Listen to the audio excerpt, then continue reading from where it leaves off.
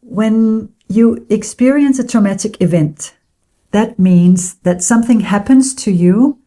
It could be anything, a car crash, sickness, maybe a difficult divorce, maybe you are in a war zone and a drone is attacking you.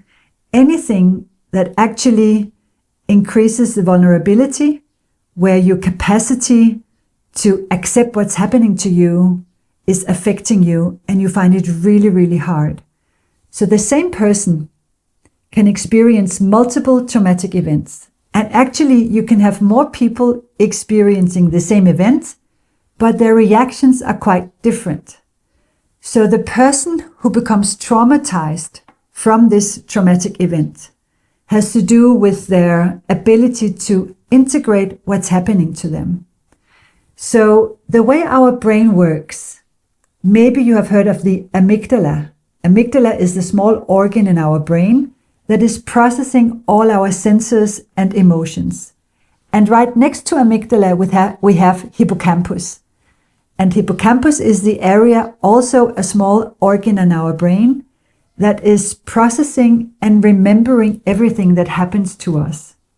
So when you screen a brain who might suffer from PTSD, we actually can see in the hippocampus area that this is the area the brain is lighting up when the trauma is either giving you flashback or you are reactivated.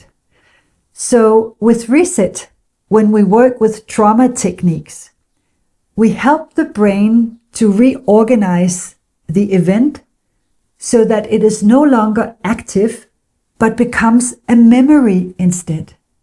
So maybe you experienced a traumatic event. Maybe you have experienced a car crash, or you were in a building that was set on fire and you barely escaped. And every time you smell that smoke from something is burning, it brings you back to the time when you almost lost your life. And this event can reactivate all the emotions that actually is what we call the traumatic response. It has become a trauma. So we want the brain to understand that it's not happening right now. Even if you smell something, it's not the same trauma that you're going through.